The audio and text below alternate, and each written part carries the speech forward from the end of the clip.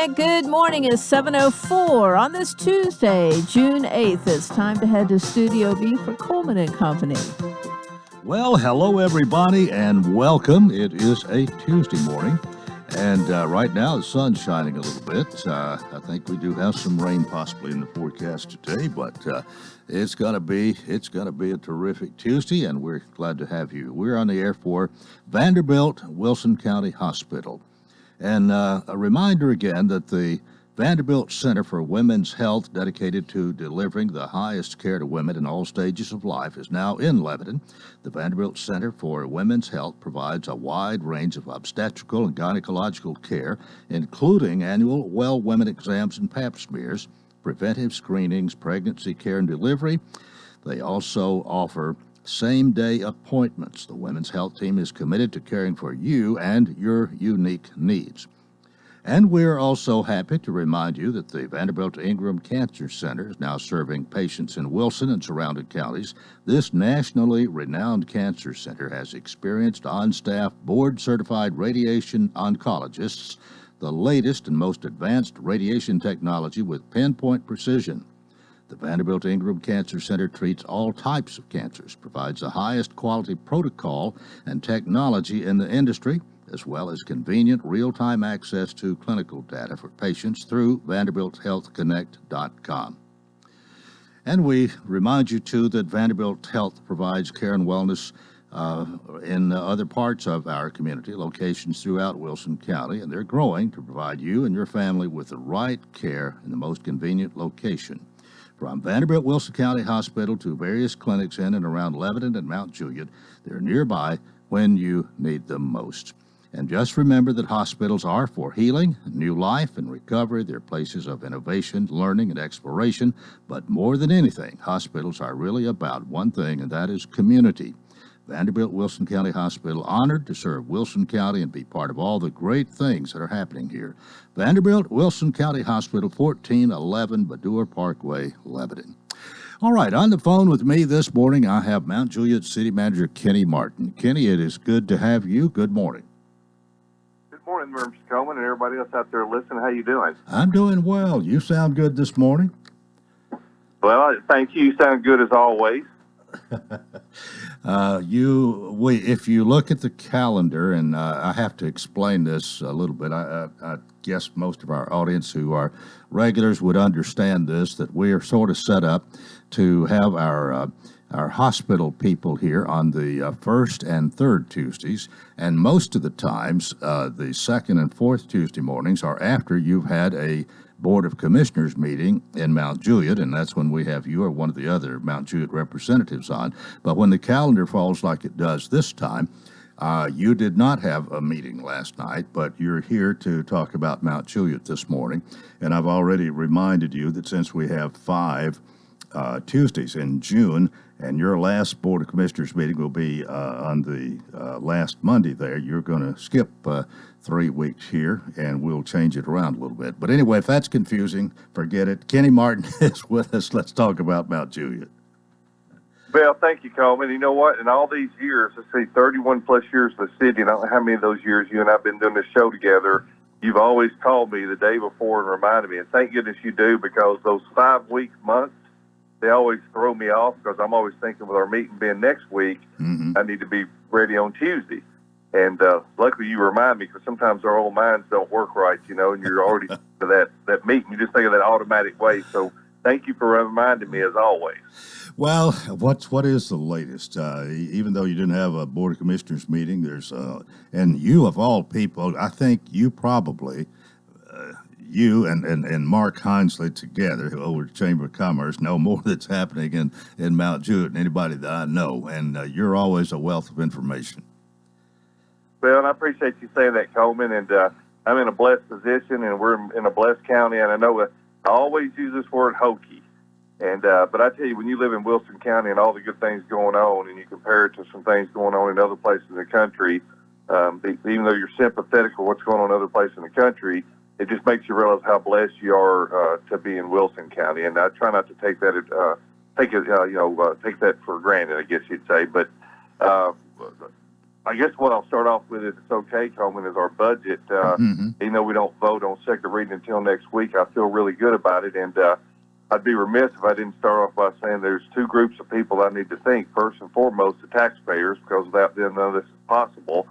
And then secondly, and equally, would be our Board of Commissioners. I had to admit, and probably in the history of the city, which for us is coming up on our 50th, the city was founded in 1835, incorporated in 1972.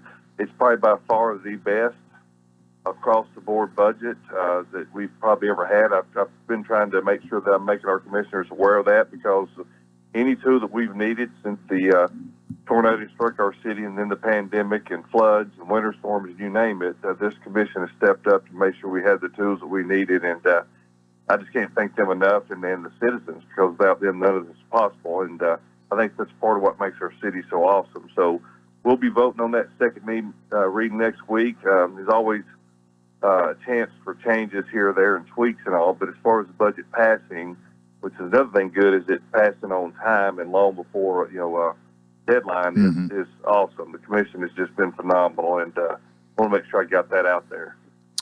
Well, one of the things you have done, you've made a change, and Jamie has talked about this. Jamie Luppin, the fire chief's talked about this a couple of times when he has been here, in that before you had a tax rate, all of that money, 10 cents or something like that, dedicated to the fire department. But now the fire department's going to be just part of the overall budget, as I understand it, and that's a change, to say the least. It is. We started our fire department probably about 9 years ago now, and it was fully funded off of the property tax. And in reality, that was really never quite enough money to keep up with the growth that we're having in the city with the fire department. And since we made that change, basically last year we added 6 firefighters, and then this year they're going to add 9. And what that's enabled us to do is really get caught up to what we need population-wise.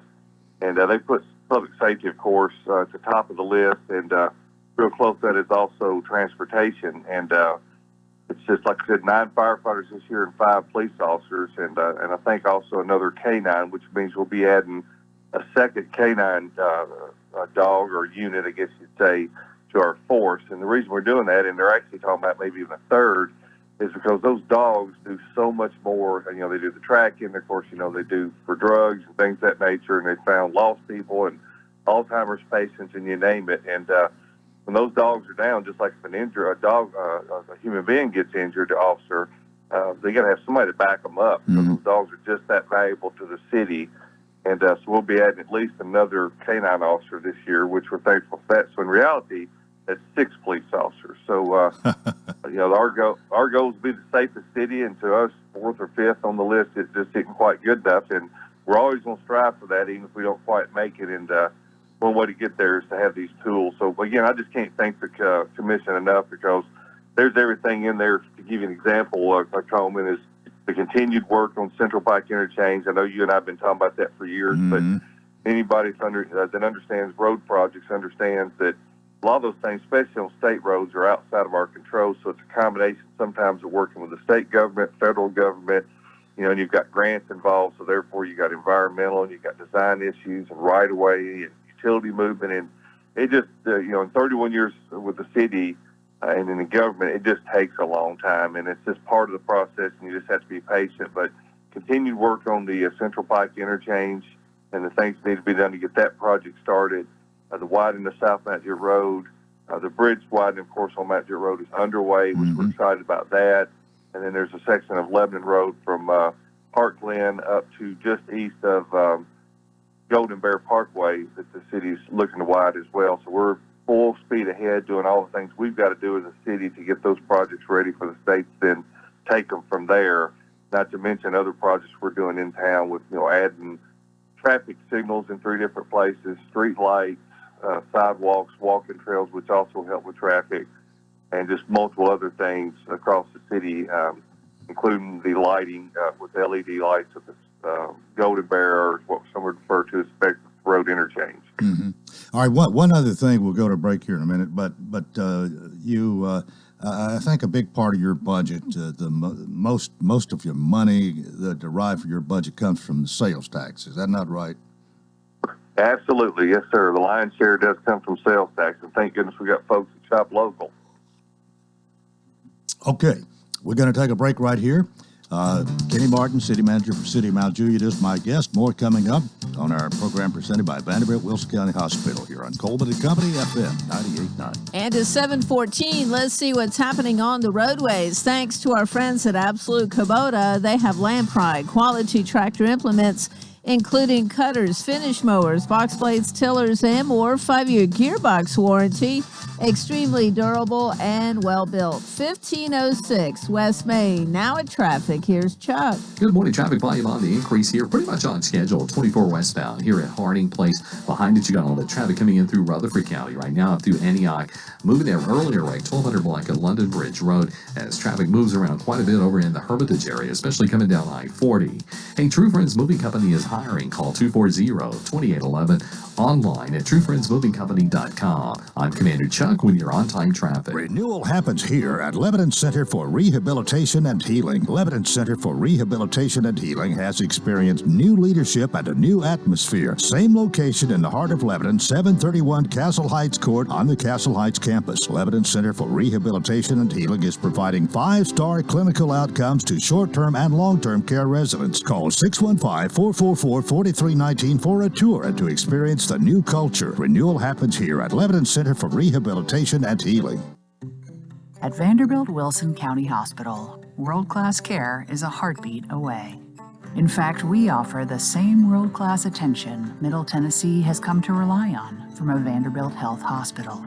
Supported by over 200 specialties, an expanded emergency department staffed with Vanderbilt Health physicians 24/7, and greater investments in life-saving technologies and care.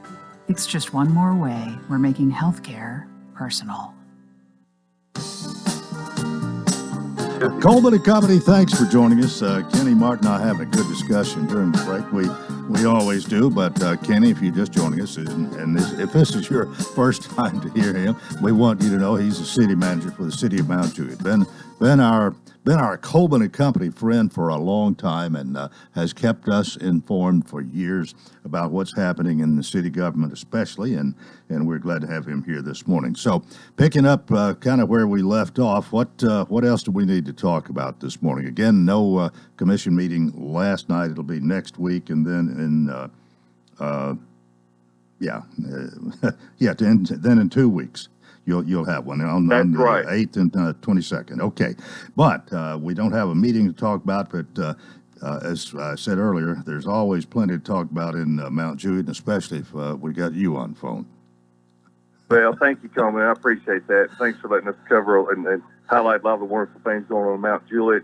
Another thing we're excited about, and we're in the design phases now, is, with everything that everybody's been through, our city has been looking to expand our parks program, so we'll be adding 3 parks probably, hopefully this year. We'll at least get those parks started. It may take a little bit to get them buttoned up, and they're going to be your traditional sort of what I refer to as passive parks, where you've got pavilions, walking trails, swings, dog parks, things of that nature. And the reason being is that when people get off of work and get home and come back to home, I guess you'd say their place for tranquility is home. A lot of people, especially through the pandemic, they made a lot of improvements to their homes, and when they come home, they want to relax, or they come home to their community. We look at the community as sort of like a big park, and we want to give them multiple locations where they can go just let their hair down, relax, and just sort of exhale. And so we'll be adding 3 new parks this year, and possibly 4. One of those is Tate Lane, and that park will be mainly probably about 8 to 10 soccer fields, and mainly for practice, and there'll probably be some games as well, but mainly for these kids and families to have a place to practice soccer.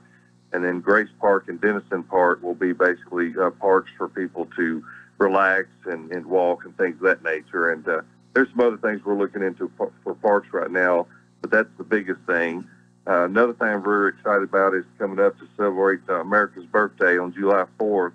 We'll once again have our 4th of July celebration. Even last year with a pandemic, we felt like our citizens and people that visit our community needed to celebrate America's birthday, so we didn't skip a beat last year. We had that show, so we'll have that again this year.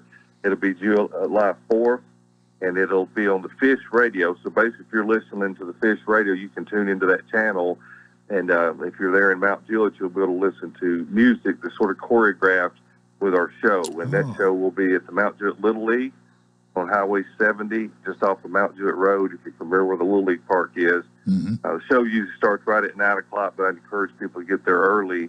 And what's exciting about that show is that it gives the kids the opportunity there at the Mount Juliet Little League. You can park anywhere along Lebanon Road, and there's absolutely no charge for the show, no charge to park anywhere. But if you want right up front seating, VIP seating as we call it, as a fundraiser for the Little League kids, you can park in their parking lot, which they're gracious enough not only let people park there, but also let us host the show there.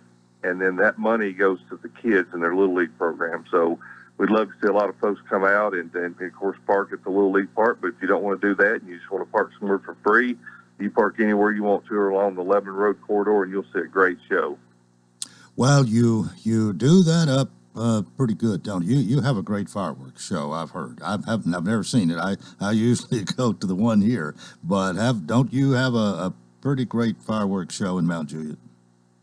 I think it is. I mean, it's of course, we're not trying to compete with, Nashville or some of these bigger cities, but the one thing good about it, it gives you an opportunity to celebrate America's birthday in your own community without having to make that drive. And, traffic's usually maintained really well by the police department and the fire department, and everybody has a good time. And as soon as it's over, you get right home quickly and have everybody have a good time. And I've been going to them for 31 years, and I think they've all been great, and we look forward to this one being great as well. And those events go off rain or shine. So if that's the date that we pick, that's the date that we'll go with. So excited about that, and I know everybody's feeling a little bit better now about the COVID, and people getting better and healthier and get out and enjoying themselves a little bit. And it's good to see people's faces again. So excited about that. People still need to be a little cautious and take care of yourselves, most importantly. And I know there's a lot of head colds and bronchitis and different things going on right now with these allergies, but it's just happy to see people getting better. I want to bring up another subject, and you don't have anything directly to do with this, I don't think. It totally involves the school system, but the fact that I understand there's a lot of activity going on now in the two schools that were damaged by the tornado, and a big rush is underway to get them back running, and that has a lot to do with everything that's going on in Mount Juliet, really. Oh, yeah, absolutely. And I went up and visited, I guess it was last week, the site for Stoner Creek, and I saw Dr. Wright and Miss Phyllis and the principal there for Stoner Creek Elementary, and they're full speed ahead on that. And I know Dr. Wright and her team and the new school director worked extremely hard with trying to get those schools taken care of. But when you're dealing with insurance, unfortunately, there's still folks out there that own individual homes that still haven't had their homes rebuilt. So I want to give her a complete shout out. I know how hard she's worked.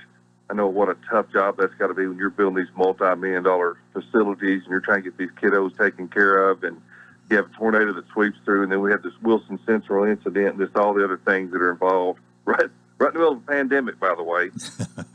Just again, a shout out to her. But it's you hate to see the old school go, because I remember when it was built. There's a lot of good history there and a lot of kids that went there. But it's exciting too to see that tornado damaged school coming down, and know that in the future there's going to be two brand new schools waiting, sitting there. And yes, it's been rough to look at, but through insurance processes, you have to leave those schools as is until you get final clearance and you're ready to go forward. So they couldn't have moved that project any quicker than they did, and we're going to be there for them to expedite every building permit, whatever it is they need to do to get those schools back open so they can get it full capacity and get these kids. And Bobcat Park's going to be pretty cool. I think that's an ingenious way of taking care of the kids at Stoner Creek while they're still doing the construction where needed. Let me ask you one other thing, and this might be, I hope you didn't have any problem, but when you have an area like those two schools that are down as long as they were, was there any scavengers or anybody trespassing really there? Was that ever a problem? And from a minor standpoint, yes. Even though the schools, they had a nice fence area set up around the school so you couldn't actually drive onto the property, there was probably a handful of, you hate to say kids, because it could be anybody that went in there, adults as well, that got into some of the schools and, committed some typical vandalism, breaking some windows, taking paint, things of that nature that might have been in the school, and doing your typical spray painting.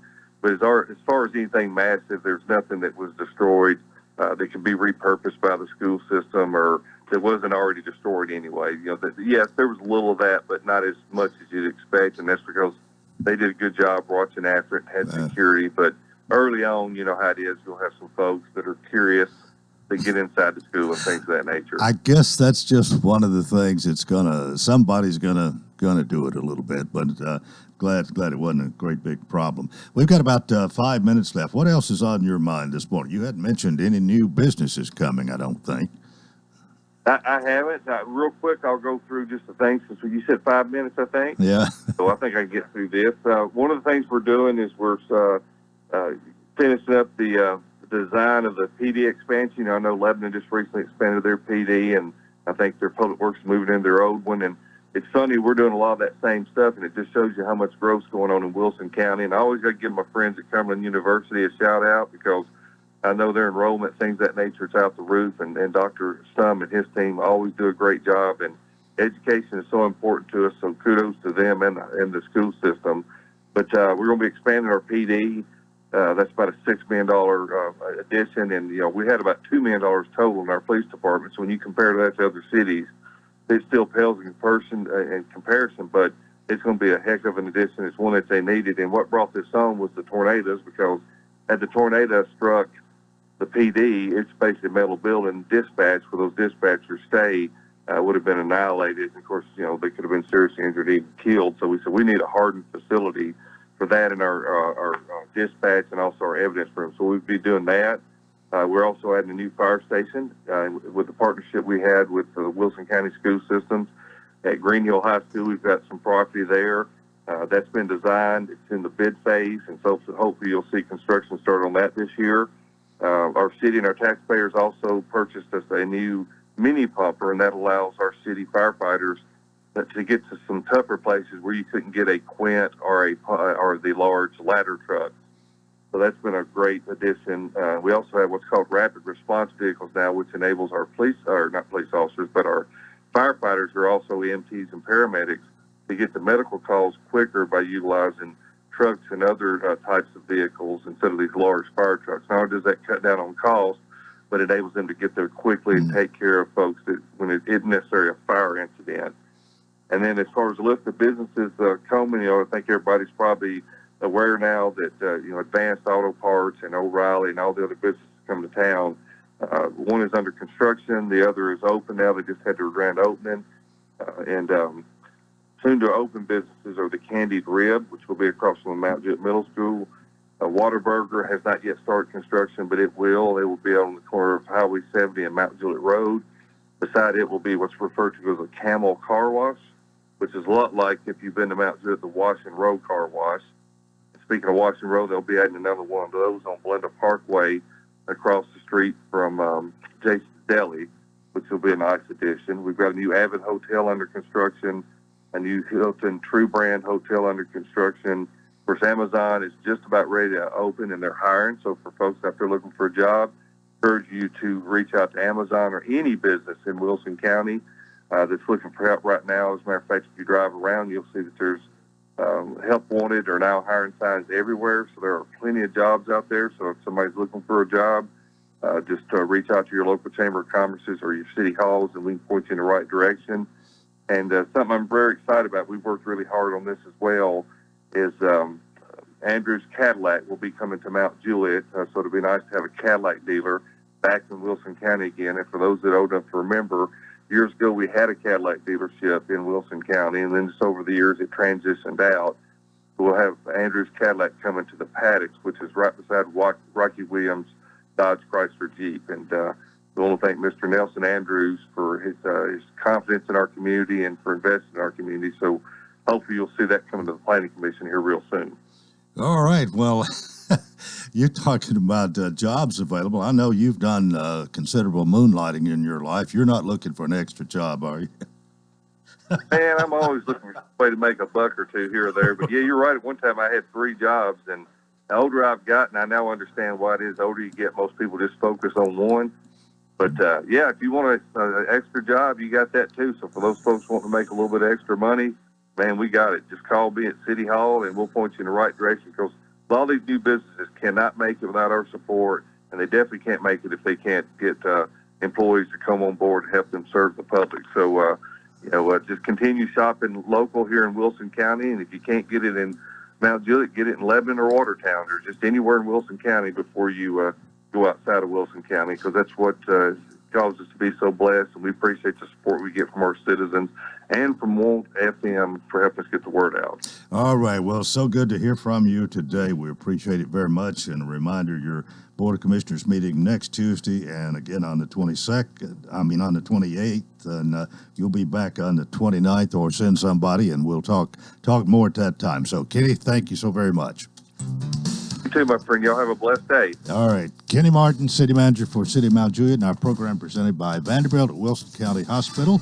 That's part one of Coleman and Company. We've got more. Keep it here, FM 98.9. And it's now 7:29. Let's see what's happening on the roadways. Want to thank Bates Ford and the Lifetime Brake Pad Guarantee. With the purchase of a brake service, replacement brake pads will be provided at no cost for as long as the customer owns a vehicle. Bates Ford, 1673 West Main. Now at traffic, here's Chuck.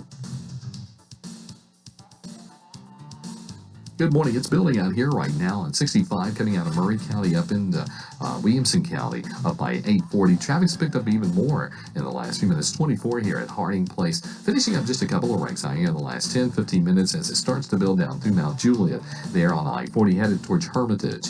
Hey, Gatlinburg Wine Cellar, home of the world-famous cotton candy wine. Check out their flavors at GatlinburgWineCellar.com. I'm Commander Chuck with your on-time traffic. West Tree Service, locally owned and operated in Lebanon, Tennessee. With over 25 years experience, our primary goal is to provide high-quality professional service with attention to detail. At West Tree Service, we use better equipment to be more efficient, which equals reasonable prices for our customers. We offer free estimates with no obligation. We are licensed and fully insured. West Tree Service, honest service, says professional, courteous, and on time. For more information, visit westtreecare.com or call 615-456-2011. Showers and storms are likely today, so don't forget to pack the umbrella. Temperatures this afternoon will top out in the low 80s. On Wednesday, rain showers are in the forecast with highs climbing into the lower 80s. For Thursday, more scattered showers are on the way. This weather forecast is brought to you by Walker Auction and Realty, professional auction and real estate services. Get top dollar for your home, land, or personal property. Log on to MikeWalkerAuctions.com. They know auctions. That's a look at your forecast. I'm meteorologist TJ Scott. Coleman and Company, welcome to part two. It is a Tuesday morning. Sean Dozier's here to talk about Hearthside Senior Living. Good morning. Good morning, Coleman. I heard you talk about it last week. I did I talk told you about I was going to be on special assignment. Well, and I forgot that you had said that, so I hope that explains everything. Well, I appreciate you mentioning me, and I heard you gave me a Hearthside hello. I couldn't think of anybody else right off, and I figured you'd hear I'm sure that. you did the commercial just fine. You know it inside and out. You got your little script there, so I'm sure it went okay. Yeah, well, I think it did. Sean's executive director, Hearthside. How long now is this? 2018. It's been about 3 years, and I appreciate that day when Heath Thorne called me and offered me the job. And after being in nursing homes for many, many years, it was a nice change of pace. You know, assisted living and independent living. They're a little more, not less restrictive, so to speak, but just a little more. It's a different change of pace. So I was glad to get that phone call and glad to go to Hearthside. You know, Hearthside's a wonderful place. Started out as a ministry, continues to be a ministry to our senior adults here in Wilson County, and I'm glad to be there every day doing that job.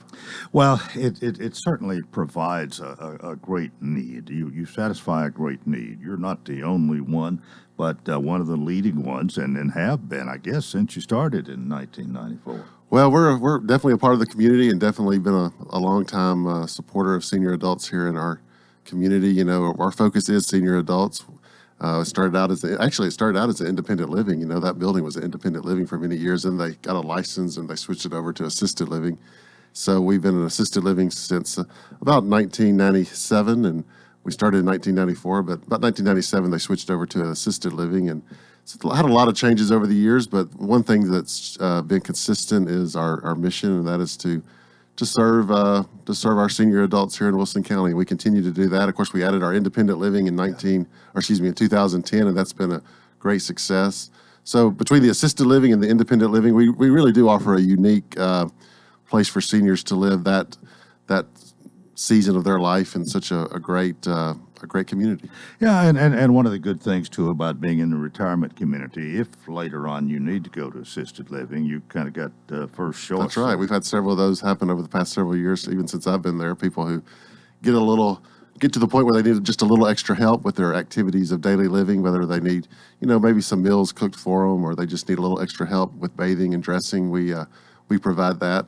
So yeah, it's a great opportunity. That's the great selling point for the independent living homes. They move in, and then they stay for a long, long time, and then when they need a little extra help, they move on up the hill. One of the good things about your retirement community is the fact that, once you got them all completed and they were all spoken for, you've stayed full. We stayed full, yeah. We stayed full, and we got a waiting list. We continue to give tours. I've got another tour this week and next week. People want to be on that waiting list because they're not ready just yet, but they want to be on that list. So when they are ready, we'll give them a call and say, "Hey, we've got an opening. Are you ready to move?"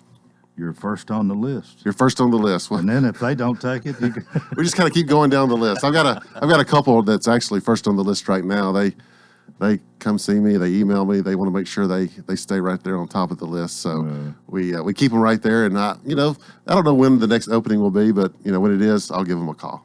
Well, we remind everybody you do have a website, Hearthside Living. Hearthsideliving.com, and they can go to our website and check out. There's 2 tabs there, one for independent living, one for assisted living. So whichever one they're interested in, they can get more information. But you're still available through that good thing that we've had a long time, known as a telephone. Telephone, yeah. 615-443-1994. Or they can, Coleman, like the good old days, now they can just show up. And I encourage people to do that. Just show up and see, sometimes it's better just to show up and see what's going on.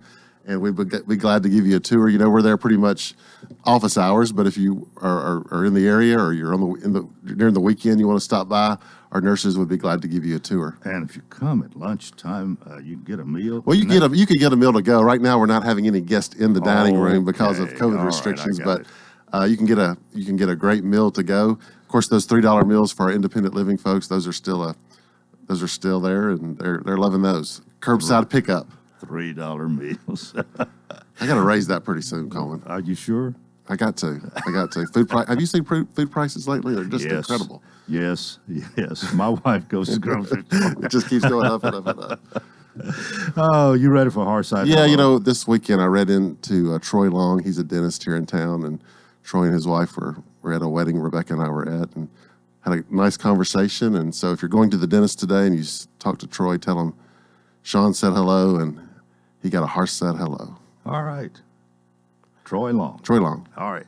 Well, that usually wraps us up. And when we come to the Hearthside hello, and you manage to have one for us every week, that's good. I do. And that keeps everybody listening to. I hope so. That's like on television. You keep them hooked. Whet their appetite for something. Yeah. Anyway, we always appreciate your visit and hope you have a great week. Have a great week, Coleman, and I'll see you next Tuesday. All right, great. We are right now 22 and a half minutes before the hour. And by the way, that again, Sean Dozier, if you joined us late, Executive Director, Hearthside Senior Living, 215 Castle Heights Avenue North. 22 and a half before the hour, Dr. Donna Wright is here this morning. Good morning. Good morning, Coleman. And I guess we sort of say this may be a little bit bittersweet this morning. I guess this will be the last time you will come out here and sit in that chair as Director of Schools for Wilson County. Yes, this is it. 7 years, and this is my final, I guess, as you said, seated in this chair as Director of Schools. Well, I hope this is not the last time you and I have a conversation here on the radio, but as Director of Schools, it probably is. Yeah, as Director of Schools, but I'm like, I hope not either. We've had some good conversations. Well, we certainly have, and there's been a lot of things that's happened in the last 7 years for us to talk about. Yeah. Some good, some bad, I guess. But overall, I think you feel a great sense of accomplishment for 7 years here. I don't know that I would use the word accomplishment. What I would say is that we, and I'll use the collective we, there's been a lot of good work. as you said, there's been some hard times. There's been some really good times. But the thing is that, and even sharing with colleagues last night, extraordinary people bring about extraordinary results. And I've had the opportunity to work with some of the best educators that I've ever worked with in 40 years. And, the question always, is as far as, but look at what all has happened in 7 years as far as moving the needle and looking what's been of benefit to our students of Wilson County as well as our staff. It was always there. And one thing I will say that I'm good at, I'm a good cheerleader. Yeah. I'm good at making sure that credit's given where credit's due and allowing people to do what they are best at and being able to move forward and accomplish that. And that's something I take pride in. We've got some extraordinary people in this district. Well, I'm not going to ask you right now what you're going to do later on, but I might if we have time at the end. But you did have a board meeting last night. Yes. What took place? What's the big news out of the board meeting last night? Well, I have to say that Larry Thompson and the board did honor me last night, and that was, I guess, something I just wasn't anticipating, but it was emotional. But we had business at hand that we had to address as well, and much of it being around as far as what we are doing in the next several months, which will come under the leadership of Jeff Luttrell. Much of the CARE dollars, the ESSER dollars that, again, that's that elementary, secondary, emergency relief aid, and moving forward as far as showing what and how it's being used. We received that first initial dollar amount back last spring, which was timely, because at the time we were looking, and when I say last spring, a year ago, 2020, with the loss of the two schools, it was necessary if we were going to move into remote learning, we had to replace almost 2,000 devices that, were destroyed in the tornado, moving into the PPE as far as those items that would be the personal protection as far as the mask, the sanitizer, all those elements. And we had a little bit over $1 million that allowed us to do that in an emergency situation. And then we took the board last night through as far as ESSER 2, which was a little over $5 million, and how we use those funds as far as not only to replace text curriculum, we also used it to support staff as far as the work that we were doing at the time moving forward. And much of it was purchasing instructional equipment, looking at software, because not knowing how long we were going to be in that remote setting, we needed a lot of support, not only as far as for those teachers pushing out instruction, but also on the receiving end as far as with students as well. And then the big one that is really one that with great anticipation is the big one. It's ESSER 3. We're getting $12.5 million. And as I shared with the board last night, it's not as substantial as what we're seeing in surrounding districts. And I think I've shared this on here before, Coleman. It's just our ability to pay in our economically disadvantaged students. The sliding scale really brings our amount down. However, we're grateful for it because it's going to give us an opportunity to do some things that we don't have within our regular budget. And with $12.5 million, and 20% is required to be dedicated towards learning loss. And that's good. But the rest of it will make that effort as far as pushing it out, as far as supporting instruction, making sure particularly those students that might need additional assistance as far as what occurred this year, but also to address those on the upper end because of that accelerated learning piece, because we have a number of students, a majority of our students, that there was no learning loss based on our own measurements of this year. Really? Well, that's good to hear. Oh, yeah, but extraordinary staff. Well, speaking of that, what are you doing for remedial work? Is there something going on right now? Yes, in fact, this is something that's going to be required of every school district in the state is to offer summer school. And that's an initiative not only that our state's requiring of every district, but it's also a national issue and push as well. We will start June the 14th, and it will go for nearly 6 weeks. And right now we have a little over 800 students that are enrolled. We are also, and it's K through 8, but primarily looking at that focus not only of learning loss, but also to build in some scaffolding supports for students that might just have an area of need in certain areas. It's about a 6-hour day program. It's pretty extensive. We I'm thrilled that we had teachers that they had about a week and a half respite, and then they're rolling back out again with a school program. We're also offering, based on our own district needs, a summer school component for high school students that will take place at individual high schools for those students that feel like they need to either refresh and catch up. And it's small in numbers, but still there was a need there, and our high schools are offering it. So we could sort of summarize and say there is less summer vacation this year. For some students. And some teachers. And for some teachers. And that's one thing that did come through from the state, though, the ability to pay teachers a good stipend to come in and work with students that just need that boost as they transition into that next grade. Mm-hmm. And it was also an opt-in for students and parents. I mean, they even though we identified students that we would see as benefiting from this extra summer school, but many parents embraced it as well, because there's always that, what if my child, particularly when you look at last fall and we were moving from a remote to a hybrid back again, parents, in particular of our elementary children, not only did they need reassurance, but, everyone was fearful that they weren't making the right decision on behalf of their child. And this will give some reassurance, but also give a boost to kids that, particularly in reading and math, mm-hmm.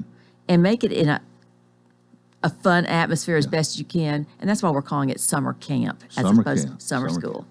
Okay, Dr. Donna Wright's here. It's time for us to take a break. We've got more coming up here on FM 98.9. And it's now 7:46. Let's see what's happening on the roadways. It's all brought to you by Bates Ford and the low price tire guarantee on all tires every day. Up to 30 days after the sale, there'll be any competitor's pricing on the tires they sell. 1673 West Main.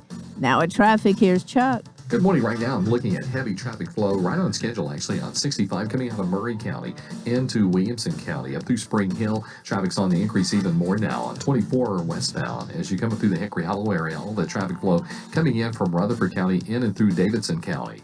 Hey, Gatlinburg Wine Cellar, home of the world famous cotton candy wine. You can check them out at GatlinburgWineCellar.com. I'm Commander Chuck with your on-time traffic. Welcome to Hearthside Senior Living, Lebanon's unique senior living community designed for seniors to age in place, all within a safe, comfortable, and Christian environment. Beautiful retirement homes designed for an independent lifestyle with maintenance-free living. Hearthside Senior Living also continues the excellent tradition of assisted living for those seniors who need additional services. Hearthside Senior Living, an independent retirement community and assisted living community, all on one campus in the heart of Lebanon. Call 615-443-1994 for a tour. 71 degrees all the way. 73 degrees, please. So what's your perfect degree of comfort? We'll help you find it with professional Rheem HVAC service that'll keep your home comfy year-round, save on energy costs, and may qualify for utility rebates and tax credits. So enjoy a new degree of comfort. 72 degrees, and I'm good to go. Financing available through TVA's Energy Right program and your local power company. Call Randy's Heat and Air 237-3604. Coleman and Company, thanks for joining us. Dr. Donna Wright is here, Director of Schools. And back to your board meeting last night. I don't think we've given justice to all that you did, although I don't know what else is left to talk about. Something that we brought before the board last night, we had several successful, not only attempts, but we were awarded some grants. One big one that we brought before the board last night was on the Innovative School Grant Award, and received $759,000 to support an early college model with the whole idea around it, Coleman, that students would be able to, with their affiliation with 4 different institutions that they could choose from, but could literally leave high school with an Associates of Arts degree and their high school diploma. And we've talked about it for several years, but we've not had the resources to launch it because, again, it's expensive. But we presented that to the board last night. That will start with this incoming class of juniors and seniors, the opportunity to start that path and attempt and earn enough college credits for an Associate's Arts through either Vol State, through Cumberland, There's also an affiliation with TCAT there that students can do an industry certification pathway. So when they exit high school, they also have the opportunity there.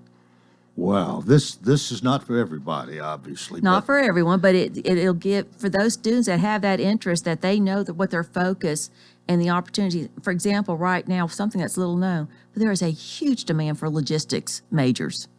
We can start that pathway as a junior in high school.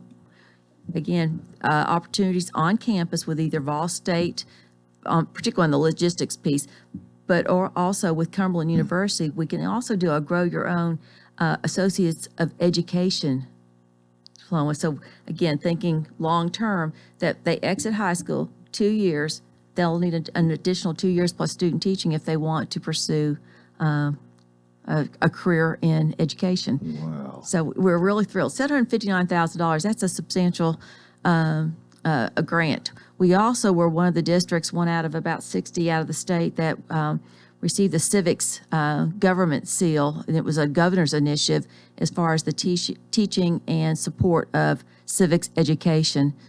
And that'll give us an opportunity for everything from the Model UN, Youth in Government, mock trial, many of the club and organizations that we have in high school. But again, it takes resources to be able to do it, but also have teachers that will sponsor it. And so that was something that was presented to the board last night. And we also received about $100,000 in a special ed grant that was just awarded. And again, one of those things that gives you that leverage or support that because of lack of resources, you're not able to initiate. So there was also a point of celebration last night. And much of this, close to $1 million in grants awarded to Wilson County Schools. Again, it goes back to what our staff have been doing, besides their full-time job, but pursuing those resources.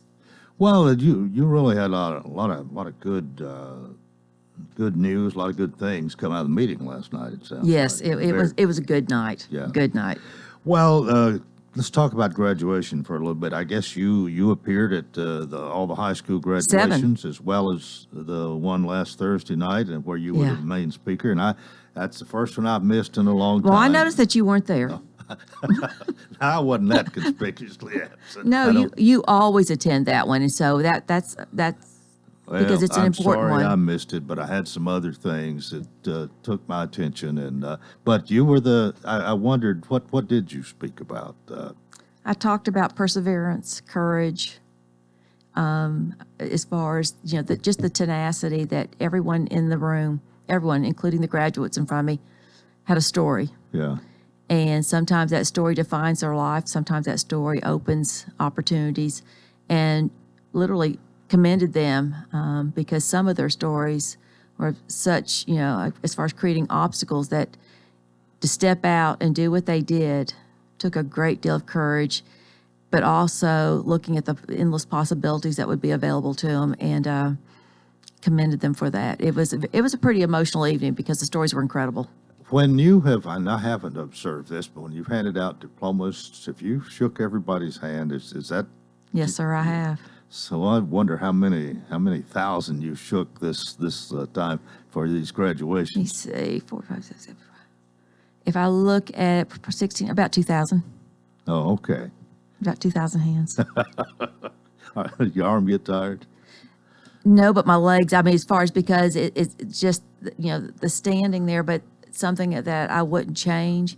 And it doesn't mean as much probably to the students to shake my hand as it does for me to shake theirs. You see a lot of emotion coming across that stage. Well, I don't know. I still remember shaking hands with Mr. Cotton when I got my high school diploma. Well, there you go. Yeah. Well, I can remember Dr. Dunnigan back in the day for me as well.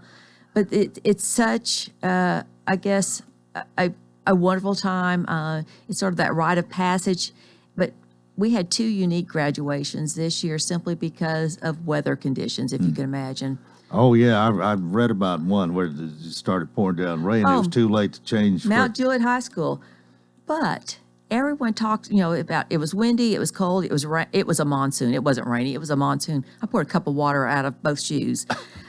But watching those students putting the hand on the cap, trying to reach their diploma, There was laughter. There were some tears as far as just pure emotion for some of the kids walking across the stage. Beverly Sharp, who is just, I mean, she's just an amazing leader and never missed a beat. When that rain got harder, the temperature dropped dramatically. The wind was blowing at such a pace, and, it was that we looked like wild women up there. But you know what? We continued through, and just watching 417 students come across that stage, it was incredible. And parents stayed to the bitter end, and it was an amazing ceremony. Well, no doubt, and it's something to always remember too. Oh, absolutely, and you couldn't hear the choir singing, but they were giving it their all. Two amazing speeches.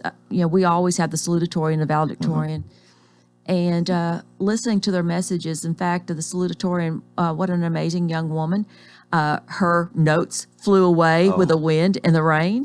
She never missed a beat and continued with such composure and knew her speech well enough that she really didn't need the notes with her challenge to the class.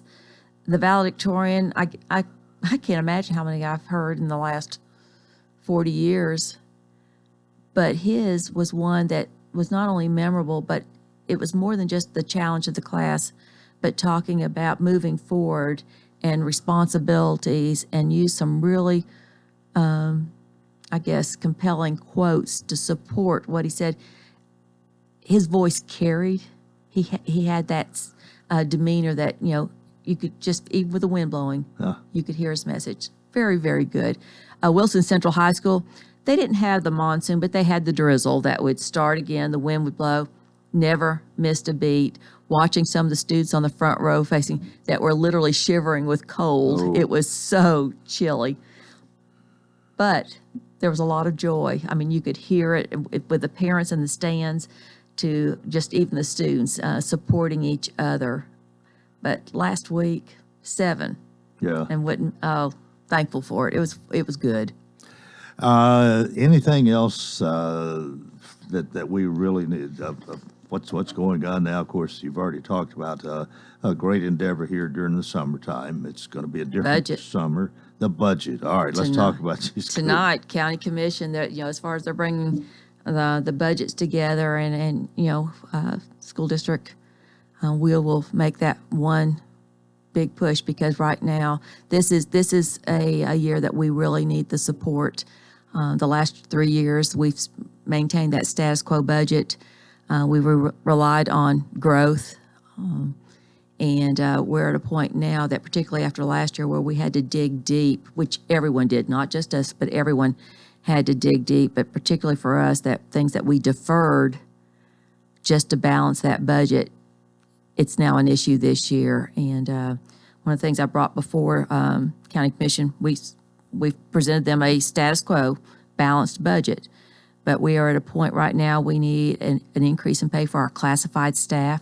Our teachers did very well with that sales tax referendum last year, but we need support for our classified. They've not had a raise in over 4 years. These are the people, our educational assistants, our food service workers, our bus drivers, our crossing guards, our maintenance department that is still, as far as 21 individuals maintaining 24 campuses. The need is there. We cannot compete with surrounding districts. An educational assistant in Wilson County is right at $9.50. Their counterparts in surrounding districts are at $13.25. We've got to be able to keep the people that not only support what's taking place in schools, but without them, we cannot do the work, and we need to recognize that. Our maintenance department, when I came in 7 years ago, we had 21 wonderful individuals that are really maintaining, but also doing much of the work without us having to contract it out. We're still at 21. We've got a couple of retirements coming up. Again, when you look at whether it's the plumbing, whether you're looking at the electrician, we can't compete with not only some of the journeyman trades or the skilled crafts in surrounding areas, but people that have a dedication and want to do this work that, again, is necessary. We are asking for 6 to 7 additional employees. I don't even know that we can get them unless we make that wage competitive as well. And then the big piece that's looming there, we deferred an insurance payment last year to balance again, our budget. It was $3.6 million with a promise that we would replace it this year. And again, we're current on our payments. That's the employee health insurance plan. Yeah. But it was understood last year that we have to replace that amount, particularly when you look at this, and again, we can have catastrophic events among employees that really will take a hit on that. And so those are three elements that are really important moving forward and looking at an increase for our classified staff. We're going to do a pay study because we need to show that this is what it is as far as comparability, the maintenance department, and then replacing that $3.6 million. All right, we got 45 seconds. What are you going to do after June 30th? I really don't know. My husband and I were going to spend some time in Ireland. I have a lot of family there. And right now, if anyone's paying attention to the news, Europe is seeing a resurgence in COVID. And my cousins are not encouraging us to come right now, but wait later until either you see more of the vaccination or not so much concerned about the variants or the strains that are coming in. But that was the big plan initially. And so we're going to put that on hold. And I don't know. I'll be busy. Well, I love this community. I'll be busy. And I appreciate you coming out here and being a part of Coleman and Company for the last 7 years. And we wish you well. Oh, thank you so much. I enjoyed every single minute. I appreciate that. That is it for Tuesday. Join us tomorrow for the Wednesday edition. Till then, I wish you a terrific day.